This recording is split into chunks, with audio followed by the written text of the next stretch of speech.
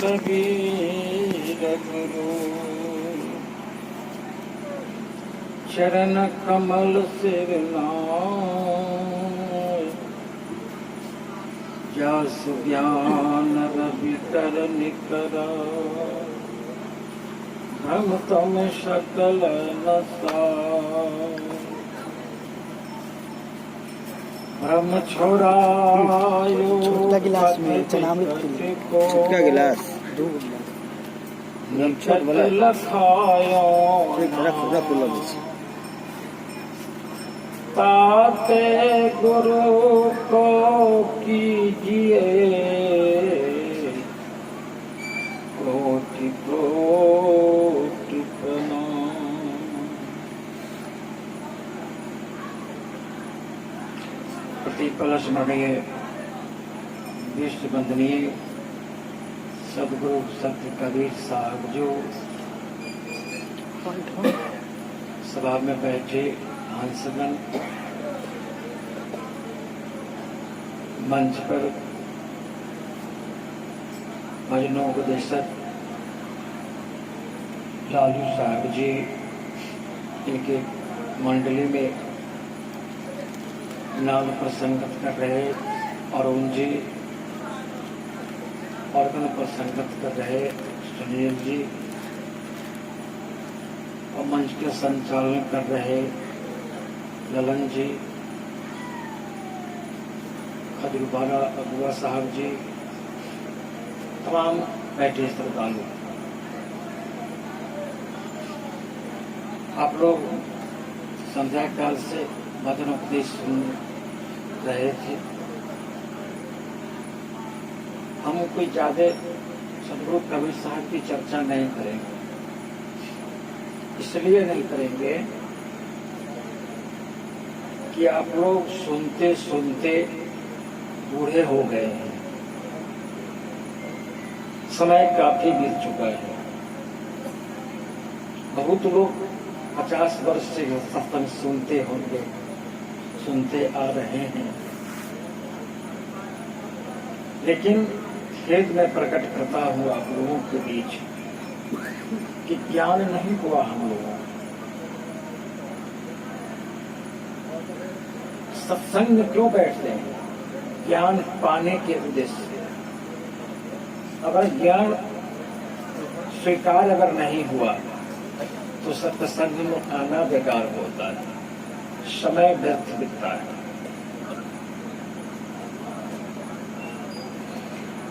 और हमारे मंच के बाएं भाग में बैठे हुए हमारे ये श्याम साहब जी हैं, अबुआ साहब आया, और जो गाने में इनको कहा सुधार्थ किया इन्होंने, क्योंकि गुरु के रखिए माथ पर चलिए आज्ञा मान, एक लोक कौन बतावे 3 लोक डरना है। भय को समाप्त कर देना चाहिए जब आपको गुरु मिल जाए जिंदगी में। तो गुरु इसलिए होते हैं कि भय को समाप्त करते हैं गुरु, आडंबर को समाप्त करते हैं गुरु। आडंबर में जो आप फंसे हैं जीव, उससे परखाते हैं और उसको हटाते हैं, और जो हटा लिया वह निर्विकार हो गया, भक्ति के पक्ष को पकड़कर बहुत आगे तक बढ़ सकता है वह, और वही व्यक्ति सतलोक में पहुंच जाएगा। रास्ता तो काटना पड़ेगा, खड़े रहिएगा तो रास्ता नहीं कटेगा, रास्ता काटने के लिए चलना पड़ेगा। इसलिए कबीर पंथ में अगर आप आए हैं तब भ्रम रूपी रास्ता को विराम करें और सत्य रूपी रास्ता को प्रशस्त करें। खेद में प्रकट करता हूं, ये लोग बहुत कम दिन से साधु समाज में आए हैं, लेकिन ये लोग भ्रांति को हटा दिया। इधर ललन जी आप देख रहे हैं, बगल में हैं आपके अपने के क्षेत्रीय हैं, अनुभवा के हैं, ये भी भ्रांति को बिल्कुल हटाती है।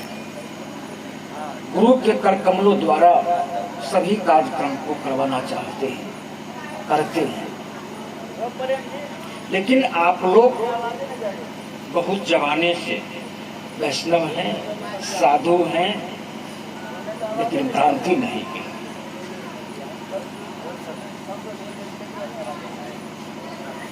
इसलिए सत्संग में अगर आप लोग आए हैं तो सत्संग में आप लोगों को रास्ता दिया जाता है, किस रास्ता से हम चलेंगे और किस रास्ता को चलकर हम अपने गंतव्य स्थान पर जाएंगे, वो संत गुरु बताते हैं।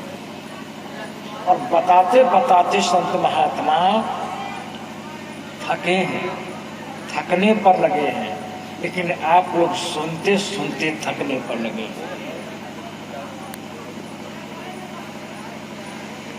मैं बता दूं, राजा जनक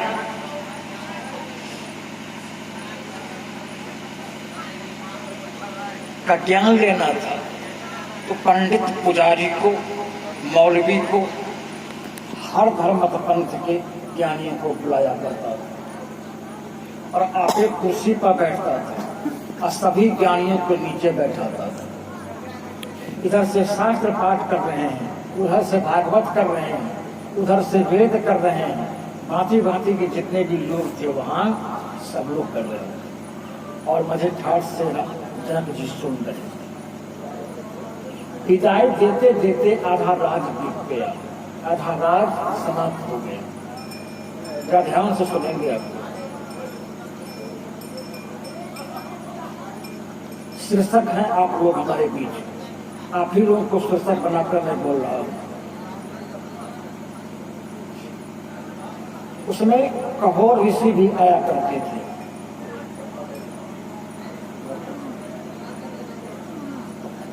उनके कहोर ऋषि के पुत्र अष्टावक्र था, जो 8 अंश से टेढ़ा था। जब ज्ञान नहीं हुआ जनक को तो फैसला सुनाया कि कल तक के समय में अगर ज्ञान कोई पंडित ज्ञानी नहीं करा सकेगा तो तमाम धर्मावलंबियों को कारागार में बंद कर दिया। निकलना मुश्किल हो जाएगा। गया कहोर ऋषि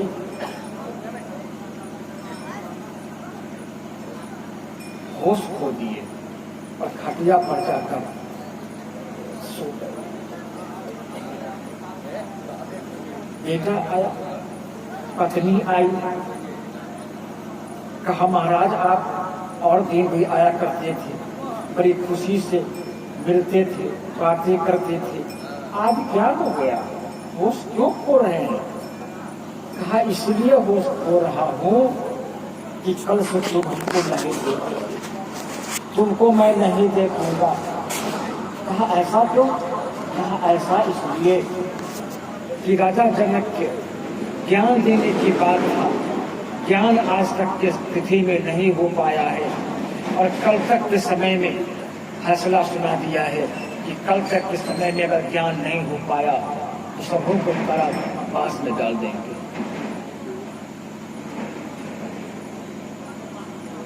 अष्टावक्र कहा पिताजी निश्चिंत हो जाएं आप, भय मुक्त हो जाएं आप। अगर आज तक जनक को ज्ञान नहीं हुआ तो मैं ज्ञान कल के डेट में करा दूंगा। कहा बेटा बड़े बड़े ऋषि मुनि महर्षि वहां आया करते थे, तुम बच्चे हो, 8 अंश से टेढ़े हो, तुम करा दोगे ज्ञान? कहा हाँ पिताजी आप निश्चिंत रहें, कल के डेट में मैं ज्ञान करा दूंगा। भाइयों कहा आप लोग चलेंगे, हम पाछे से आएंगे। सब लोग पहुंचे वहां, पंडितों की सभा लगी थी। जनक के दरबार में अष्टावक्र भी पहुंचा, गेट पर गया, गेट को ठकठकाया, पहरेदार था वहां। कहा क्या बात है? कहा मुझे भीतर भी सभा के बीच जाना है। कहा क्यों जाओगे? यहाँ बड़े बड़े पंडित सब आए हैं, जनक जी महाराज को ज्ञान प्राप्त करना है और तुम बच्चे हो, 8 अंश से टेढ़े हो, तुम क्या कर सकोगे जाकर वहां? कहा जाने तो सही दो, देखूंगा, मुझे भी ज्ञान लेना है। जाने दिया और सभा में जब पहुंचा, कहा किनको ज्ञान लेना है? सभा में कौन है राजा? किसी ने इशारा दिया, वो जो कुर्सी पर बैठे हैं ये है राजा, इन्हीं का नाम जनक जी है। कहा जनक जी अभी तक ज्ञान नहीं हुआ है? कहा नहीं, ज्ञान तो नहीं हुआ है। कहा ज्ञान तुमको चाहिए? हाँ ज्ञान तो चाहिए। कहा ज्ञान चाहिए तो कुर्सी से उठो, कुर्सी छोड़ो। तुरंत उठ गया जनक जी। कहा मेरे पास आओ। अपने पास बुला लिया और दाहिना पैर आगे बढ़ा दिया। कहा इस पर मस्तक रखो और बंदगी करो 3 बार। 3 बार बंदगी किया। कहा जनक जी ज्ञान हो गया। जनक जी कहते हैं महाराज ज्ञान कैसे हो गया? कैसे जानूं मैं, मुझे ज्ञान हो गया? कहा जनक जी मेरे जैसा व्यक्ति को कभी ऐसे भी तुम सलाम किया था? कहा नहीं। क्यों नहीं किया था? कहा इसलिए कि मैं राजा के पद पर आसीन था। छोटे मोटे व्यक्ति को मैं प्रणाम क्यों करूं? क्योंकि लोग आते हैं मुझे प्रणाम करते हैं, तो मैं प्रणाम क्यों करूं? कहा हे जनक जी आज तो वे मस्ती समाप्त हो गया ना, अहंकार समाप्त हो गया ना। ये मस्तिष्क में अहंकार भरा हुआ है तमाम मानव, ये झुकने नहीं देता है कहीं पर। मैं कैसे झुकूं? अगर झुकते भी है कोई व्यक्ति तो कुछ न कुछ राज रखते हैं माथा में। झुकता तो है मस्तिष्क, लेकिन राज रखकर मस्तिष्क को झुकाते हैं। तो अगर राज रखकर मस्तिष्क को झुकाते हैं तो आपकी भक्ति में भी राज रह जाएगा, कटौती हो जाएगी। कहा हे जनक जी तुम्हारा अहंकार समाप्त हो गया, मन वच और कर्म शुद्ध हो गया, तन मन और धन शुद्ध हो गया तुम्हारा। तुम तन की परवाह नहीं किया है, तुम मन की परवाह नहीं किया है कि मैं राजा हूं, तुम धन की परवाह नहीं किया है कि मैं राजा के पद पर बहुत बड़ा मेरे पास धन संपत्ति है। तुम तमाम वस्तुओं को विराम कर कि मेरे चरणों पर बंदगी कर दिया है। यही नहीं हो पाता है आदमी को, और जो व्यक्ति को यह बात हो जाए और संत और गुरु के चरणारविंद में साष्टांग बंदगी कर दे, उसे ही ज्ञान माना जाता है। तुम ज्ञानवान हो और तुम्हें ज्ञान मिल गया है। तत्क्षण प्रणाम पुनः फिर किया अष्टावक्र को। कहा मैं आपको गुरु स्वीकार करता हूं, आप हमारे गुरु हैं शिरताज। कहने की भाव है कि आधा राज बेच दिया, विदाई में दे दिया। बात नहीं करिए इस जगह, सत्संग बीच में आते हैं तो बातें मत करिए, ध्यान से सुनिए। अच्छा न लगे तो यहां से चले जाइए, डिस्टर्ब नहीं करिए किसी को। आश्चर्य है आप लोगों के ऊपर मुझे कि ज्ञान कांड में रहकर दिन रात ज्ञान कांड में रहे हैं आप लोग। काफी खर्च की सामना कर साधु को बुलाते रहे हैं, लेकिन साधु से कुछ लिया नहीं आप लोगों। जहां ही बैठे आप रहें वहीं बैठे हुए।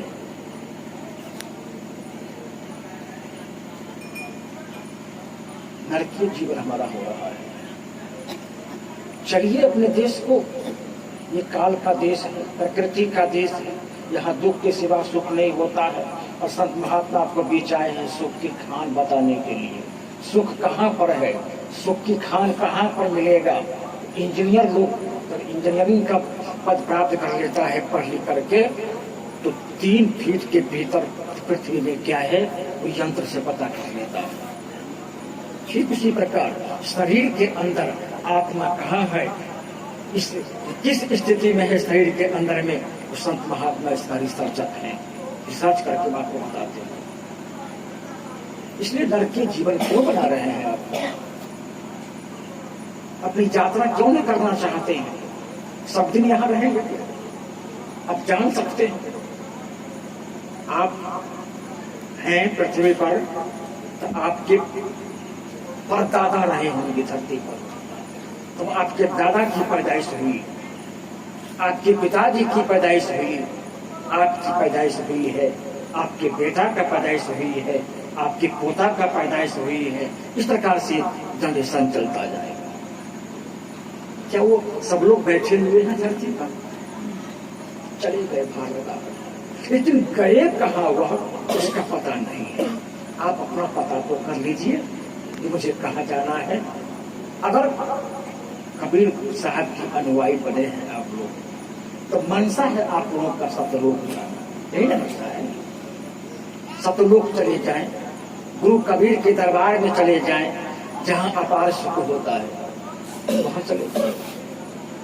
और सदगुरु कबीर संसार में जब आए तो बंधन को बताए कि तुम कहां कहां बंधन में फंसे हो, उस बंधन के काटो, और काट दोगे तो स्वतंत्र बन जाओगे।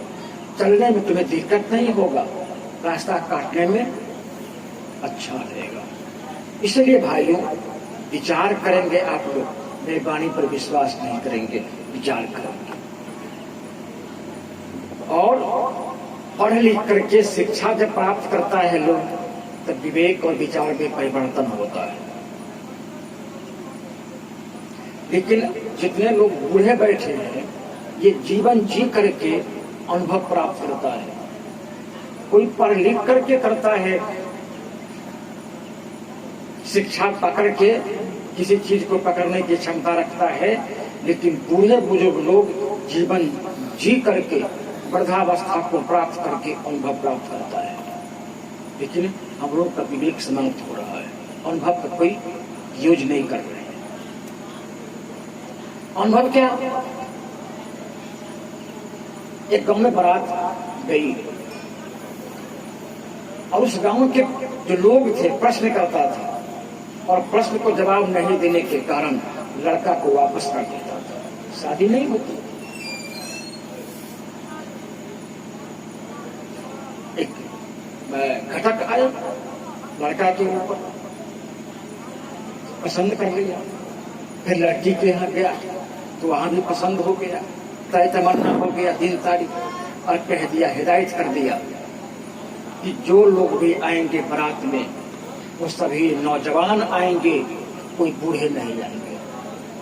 अगर बूढ़े कोई आ गए तो बारात और दूल्हा को रिटर्न कर दिया जाए, शादी नहीं होगी। गांव में आया, बुजुर्ग लोगों से बताया तो बूढ़ा कहा, जरूर कोई बात है इसमें बेटा, एक काम करो, हमें तुम ले चलो, गाड़ी में बंद करके ले चलो, वहां समस्या उत्पन्न हो सकता है, ले चलो हमें, मैं बताऊंगा तुम। जब ले गया तो सभी नौजवान थे, सभी नौजवान। गांव वाला आया, प्रश्न उत्तर किया। पहले जमाने में प्रश्न उत्तर होता था बारात में, हम लोग देखे हुए, प्रश्न होता था, जवाब करता था, इस प्रकार से हुआ करता था। तो सभी गांव वाले आए और कहा कि प्रश्न हमारा है, उत्तर दीजिए। कहा बोलिए। कहा प्रश्न यही है कि बगल में बागमती नदी बह रही है, जब विचार करिएगा, बगल में बागमती या कोई नदी बह रही है, उसमें दूध का नदी बहाओ आप लोग, तब विवाह होगा, वरना वापस कर दिया जाएगा। अब तो सब घबरा गए, सभी नौजवान थे उसमें, सब घबरा गए। कहा नदी में तो पानी ही पानी और चलता धार है, तो इसमें पानी कैसे हटेगा, और इतना दूध कहाँ से लाएंगे हम लोग जो दूध की नदी बहाएंगे, मुश्किल हो गई। चुपके से एक आदमी वहां से खसका और बूढ़े के पास आया, जिसको भिखारी में बंद करके रखा। कहा कक्का, प्रश्न उत्तर भय रहल छे ठाम, वो सब कहलखिन हाँ बगल में नदी बह रहल छे, उसको दूध के नदी बहाइए। संभव छे? नहीं संभव छे। बाकी सब तो वापस जेते। कभी बेटा संभव छे, विवाह रहते लड़की लड़का तो सब जेब हो आ इस सब पराजय हो जाते केना ओके बताबै छियो तोरा तू उल्टा के जा ओइठाम मजलिस लगले ना छै कहा हाँ कहा जा कहियो हम कि अहाँ समय में के पानी हटा दियो हम नदी बहा दै छी दूध संभव छै पानी हटनाइ क्योंकि पानी अहाँ हटाए दियो हम न दूध के नदी बहा दै छी ताकि हम वहां को उत्तर प्रश्न भेट गेल विवाह करो वहां से जाओ। तो कहने की भाव ये हमारा रहा है कि आप लोग जो बुजुर्ग हैं जिंदगी जी रहे हैं जिंदगी में बहुत बात मिला है आपका वो तो अनुभव करिए। आपके पिताजी चले गए हैं आपकी दादा चले गए हैं परदादा चले गए हैं क्या आप बैठे रहिएगा अपनी तैयारी क्यों नहीं कर रहे हैं आप लोग क्यों बैठे हुए हैं आप लोग पलथी मार करके जैसे तैसे कार्य कर रहे हैं आप लोग संसार में जो नहीं करना चाहिए वो सब कर पा रहे हैं इसलिए ना करें और ज्ञान कांड में बैठे हैं ज्ञान पा रहे हैं आप लोग कर्म को विदा कर दीजिए कर्म कांड मुझे खेद है कि मलिकपुर ग्राम में आप तमाम साधु श्रद्धालु रहे हैं साधु को सेवा करते रहे लेकिन ज्ञान कांड के मुताबिक काम किसी लोगों ने नहीं किया। कोई ऐसा व्यक्ति नहीं कि समाधि किया हो। एक व्यक्ति इस मलिकपुर ग्राम में सज्जन दास है जिन्होंने अपनी मां को समाधि किया और कोई कर्म कांड नहीं किया। हमारे श्याम जी हैं अगुआ साहब जी क्या कहते हैं खजूरबारा इन्होंने समाधि कर्मकांड को समाधि किया है और कर्मकांड को विदा कर दिया है और गुरु के कर कमलों द्वारा सभी कार्य को संपादन करना चाहा है। ललन जी हैं ये भी कर्मकांड को विदा कर दिया है और गुरु के कर कमलों द्वारा इस कार्य को किया है अभी तक कर रहे हैं। कब तक आप गुलाम रहेंगे? साहब कबीर जब आए तो गुलाम के जंजीर से मुक्ति दिलाया मुक्ति दिलाए और आज भी अगर हम आपके बीच कह रहे हैं तो मुक्ति दिला रहा हूं कर्मकांड से मुक्ति ले लीजिए आप स्वतंत्र हो रहिए। अभी साधु बने हैं आप लोग चरणामृत पा रहे हैं प्रसाद पा रहे हैं बंदगी कर रहे हैं कर्म तो हो रहा है कर्म तो चालू है। अब मरने के बाद आपको बाप आपके पुत्र पिता के कर्म कर दे कर्म भर रहल छे गाछी में जब हो ना हो गौवा सब कर्म भर रहल छे कितनी घटिया बात। कर्म तो हो रहा है साधु लोग कर रहे हैं कर्म बैठ करके साधु स्मरण कर रहे हैं ये कर्म है कल कर्म नहीं होगा वो झूठा कर्म होगा। इस बात को समझ लीजिए आज तक समझ नहीं पाए आप लोग इसलिए मैं आप लोगों से निवेदन करना चाहता हूं कि कर्मकांड को हटा दीजिए लाश को मत जलाइए समाधि कर दीजिए गला में हारी मत लीजिए हाथ में करची मत लीजिए खुरपी मत लीजिए खड़की मत पहनिए 10 दिन या 12 दिन नमक नहीं खाइए ऐसी बात नहीं। ये सब कर्मकांड है ब्राह्मणवादी व्यवस्था है। आप जानते हैं कि ब्राह्मणवादी व्यवस्था कितना नीच काम किया है और भारत को गर्त में भेज दिया है। विश्वास करने की काम नहीं है विश्वास मत करिए आप लोग। दिल्ली के सोमनाथ का मंदिर के लूटने में गजनबी जब भारत पर आक्रमण किया तो गजनबी आकर हीरा मोती जबराए जितने भी उसमें माल असबाब थे सब लूट कर ले गया। और पंडित पुजारी क्या किया कितना सहयोग किया भारत पर जब गजनबी अपने दलबल को लेकर के आक्रमण किया तो भारतवासी अपने शस्त्र को लेकर आक्रमण किया। पंडित पुजारी रोक दिया कि हमारा जो भगवान है सत्ताधारी है अपरंपार उनके पास शक्ति है ये लड़ लेंगे ये फरिया लेंगे आप लोग लाठी मत चलाइए। चला गया लेकर के। तो ऐसे विश्वास करके जीवन को मत नरक बनाइए क्योंकि 3.5 हाथ का देह आपको मिला है। और बाबा तुलसी ने इसका निर्णय करते हुए कहा कर से कर्म करो विधि नाना असुरति रहे जहां कृपा निधान। काम तो करिए, बैठे मत जाइए, हाथ को मत समेट लीजिए, हाथ को आगे बढ़ाइए, कर्म करिए। इसलिए किसी देवता पर अगर आपका आस्था है कि कोई देवता हमें बचाने आएंगे, कोई नहीं बचाने आपको आएंगे, कोई नहीं आएंगे बचाने। भारत पर आक्रमण होता है, सीमा पर लड़ाई होती है, तो हनुमान जी को भेज देना चाहिए ना लोगों को। गद्दा लेकर के हर चौक पर बैठा हुआ है, खड़ा है गद्दा लेकर के, जैसा लगता है किसी से लड़ाई करेगा, किसी के ऊपर बोल देगा, लेकिन नहीं, ये गद्दा से काम नहीं चलता। और सीमा पर जब लड़ाई होती है भारत से, तो वहां पर यही जवान वहां रहता है खड़ा, गोली लेकर, बंदूक लेकर, लाठी लेकर, भाला लेकर, जो कुछ भी लेकर होता है, यही रहता है बॉडीगार्ड वहां खड़ा, लड़ाई करता। परमात्मा की सत्ता आपके अंदर में है, परमात्मा की सत्ता कहीं और नहीं है, आपके अंदर परमात्मा की सत्ता। इसको जगाइए, इसको जानिए कि परमात्मा की सत्ता हमारे अंदर में है। मैं जानूं, इसको जान नहीं पा रहा, इसलिए मैं आप लोगों से ये निवेदन करना चाहता हूं भाइयों कि कर्म कांड न करें, कर्म कांड को विदा कर दीजिए। तो मैं आप लोगों को ये कह रहा था कि कबीर इस संसार में क्रांति शब्द है। कबीर साहब क्यों आए? क्रांति फैलाने के लिए।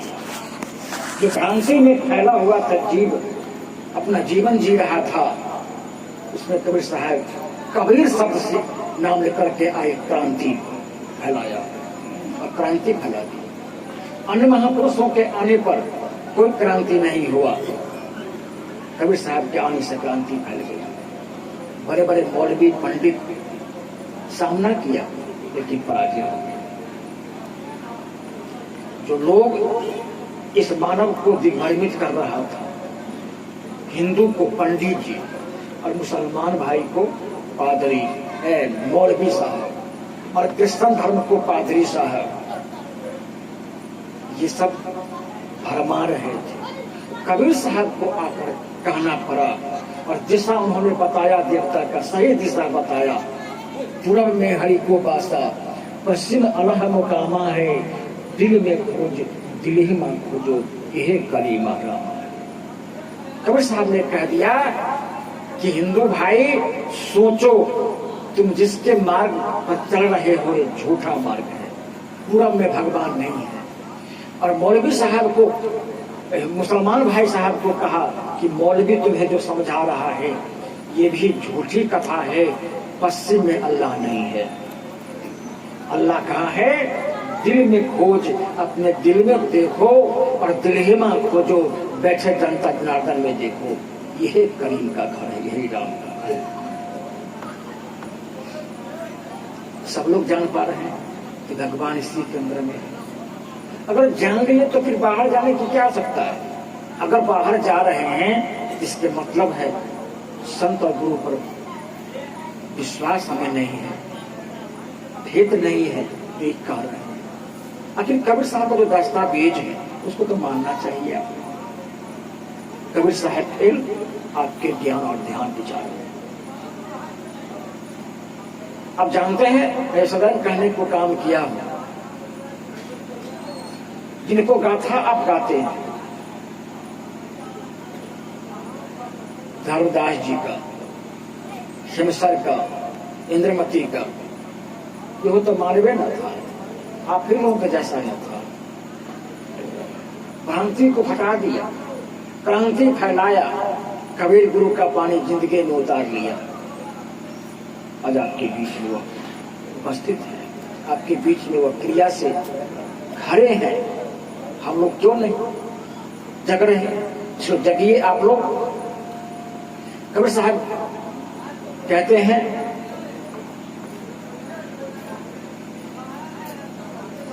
गुरु गुरु कहे विश्व पुकारे, गुरु सोई जो भरम निवारे। लोग कहते हैं हम तो अमुक जगह का चेला है, हम तो अमुक जगह का चेला है, आप तो कहीं और जगह का चेला है, तू तो कहीं और जगह का चेला है। जगह कबीर साहब का है, कोई दूसरा जगह नहीं है। ज्ञान में कबीर साहब का करता हूँ, प्लॉट कबीर साहब का है, किसी दूसरे का प्लॉट पे मैं नहीं बैठा हूँ और ना आप लोग बैठे हैं। मैं कबीर साहब का प्लॉट को चर्चा करता हूँ, कबीर साहब का दस्तावेज का चर्चा करता हूँ, कबीर साहब का चौहद्दी का चर्चा करता हूँ। कबीर साहब फाइनल करते हैं, हम लोगों को स्वतंत्र करते हैं। हे मानव, हे भक्त, मेरी बात को सुनो। गुरु गुरु कहे विश्व पुकारे, पूरी दुनिया गुरु की पुकार कर रहा है। अब गुरु पुकारने की मतलब क्या? मोक्ष पाना, मुक्ति पाना, स्वतंत्र हो जाना। तो स्वतंत्र उसी गुरु से हम हो सकते हैं जहां भ्रम जरा सा भी ना, भ्रम बिल्कुल ना हो। जिन गुरुओं के पास में बिल्कुल आडंबर से उठ गए हो, ऐसे गुरु ही हम भक्तों का सहायक हो सकते हैं और इन्हीं के रास्ता पकड़कर हम अपने घर को जा सकते हैं, वरना और कोई रास्ता आपके लिए नहीं होगा। इसलिए कबीर साहब याद दिलाते हैं, गुरु गुरु कहे विश्व पुकारे। निर्णय करना होगा। साथ कभी कहते हैं, चुनो उसमें गुरु सोई। गुरु वही होंगे जो भरम निवारे, गुरु वही ठहरेंगे जो भरम का निवारण कर दे, भरम को चिन्हा दे, भरम को जना दे। यही गुरु होंगे, वरना कोई दूसरा गुरु नहीं। हमको गुरु देह को नहीं करना है, याद कर लीजिए आप लोग। हमें प्रभु साहब को देह को मत गुरु मान लीजिएगा। मैं शब्द बोल रहा हूँ, जब शब्द को सुनिएगा आप मत कहिएगा कि मैं प्रभु साहब का ही शिष्य बनूंगा। नहीं, विचार अगर आपको बने कि कबीर साहब का जो विचार है वह बीच में रखते हैं, आपके बीच, सभी भक्तों के बीच, तो इनके सर में चले जाइए। गुरु खेल नहीं है, गुरु बड़ी महान पद है। जहां निर्णय की पथ होता है, जहां निर्णय करने की क्षमता होती है।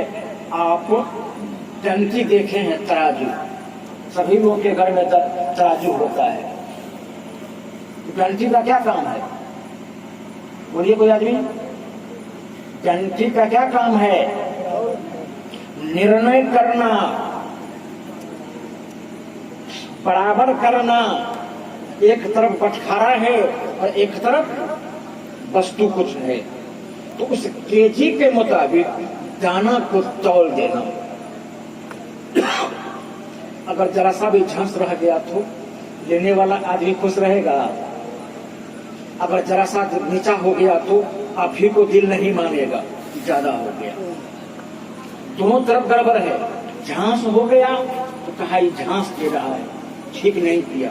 अगर विरोध हो गया तो आपका हृदय कबूल नहीं करेगा। गुरु का पद यही है भाई, निर्णय का पद है।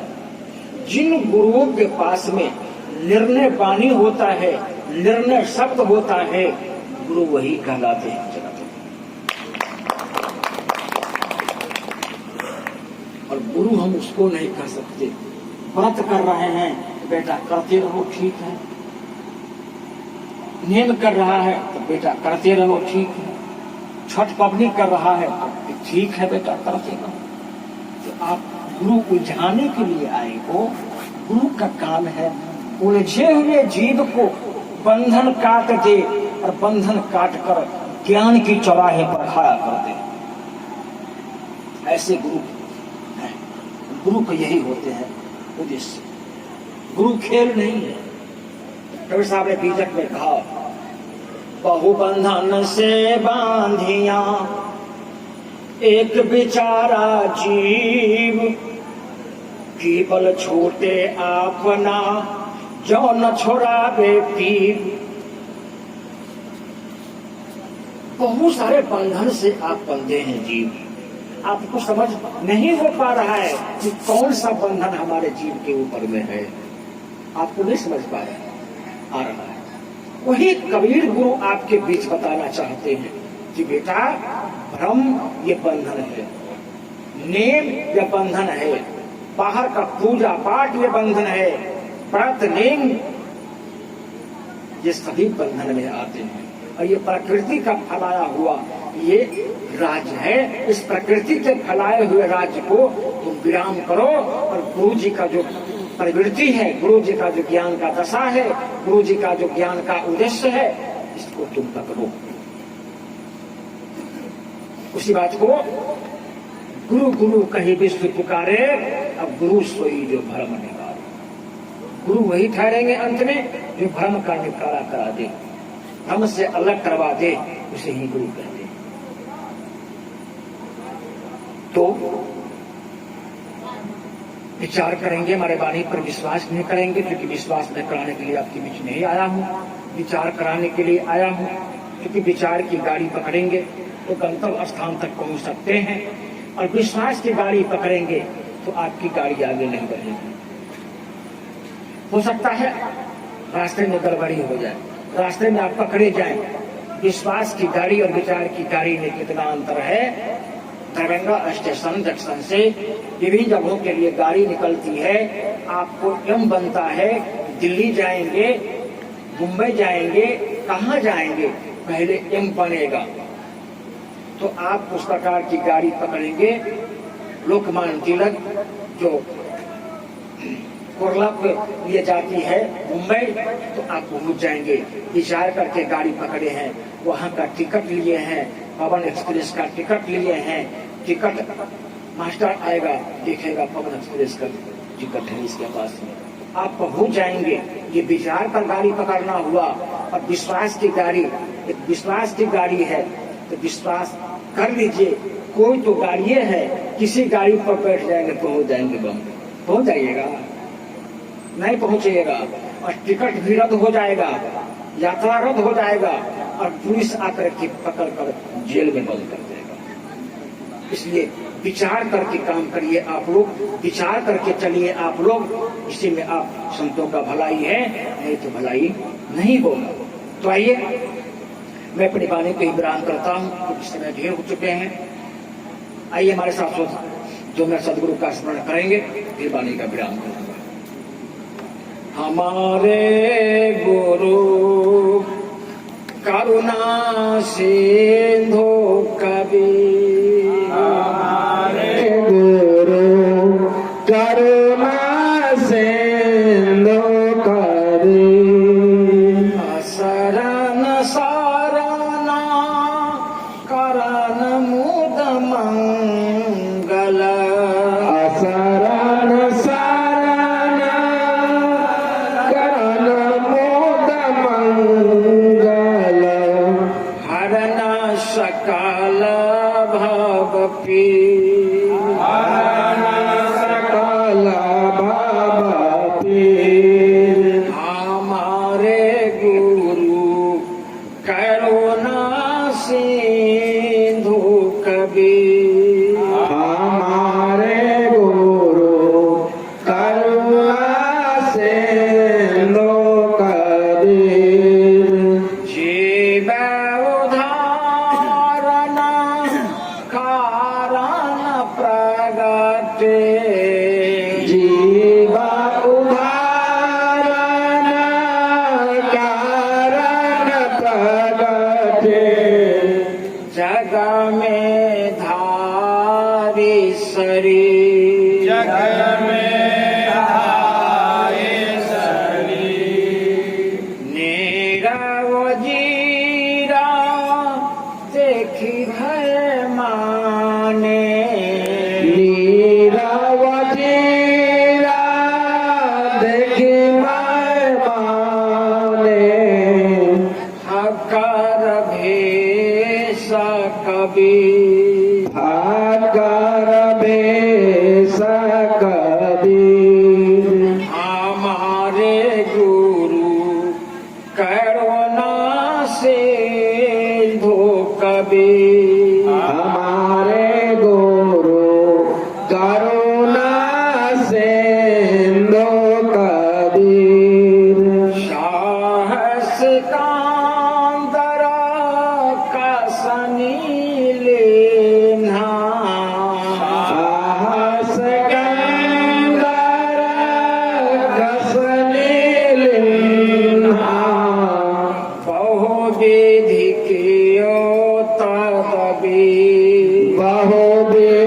कियो तदबीर नहीं बस चलायो हरि तब चारणन नहीं बस चालो हरि बस चरण आप पायो है आखिर आप पायो है आखिर हमारे गुरु करुणा सिंधु कबीर हमारे गुरु करुणा सिंधु कबीर वीर बघेला के सदगुरु है दीला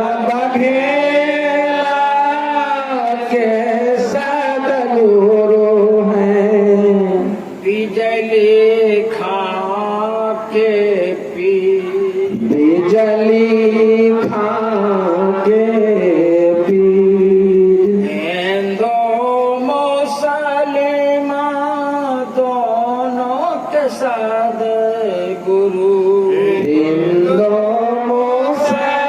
मुसलमान दोनों के सदगुरु तोरे भरम जंजी तोरे भरम जंजीर हमारे गुरु करुणा सिंधु कबीर हमारे गुरु करुणा सिंधु कबीर धर्म ही दासा कहे और कौन है धर्म ही दास कहे और कौन है आस समर्थ मति धी असे समर्थ मति धीर मगहर सोखी नादी बहायो मगहर सुखी नदी बहायो आमी अमृतनी आमे अमृत नीर हमारे गुरु करुणा सिंधु कबीर